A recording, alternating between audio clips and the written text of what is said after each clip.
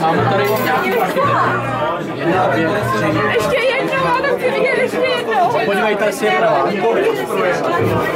Buďte rádi, že jste to neviděli.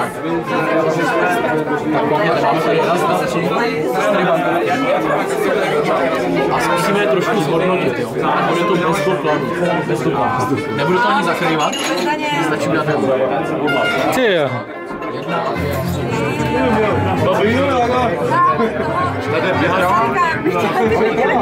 Neříkejte to nikde, jo? Ani Kalouskovi, ani Babišovi.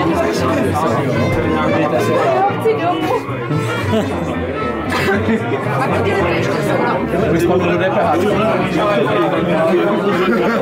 Jste specializujete na to mizení zase. A teď. Můžete to samozřejmě udělat i s vaší bankou, jako byste chtěli.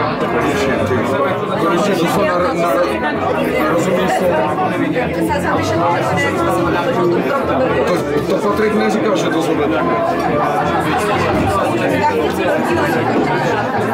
A můžete na to bankovku. Tam si zapamatujte, kdybyste ji někde viděli. Byl bych na straně, kde by byla pryč.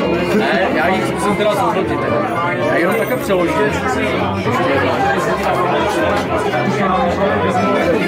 Pojďte se ty. No, myslím, že mě čeká bankomat. Pardon, tak to se nepovedlo. No to se to... Je ta falešná tisícovka, bez týmu vám, to se nepovedlo. A zpátky už to nejde. Ten boulitr mi postačí. Takzvaně daňová optimalizace.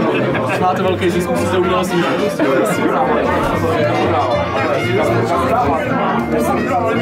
Přeložím slova.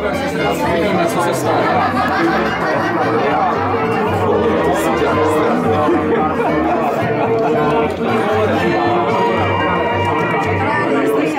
Ale počkej, je zvuku.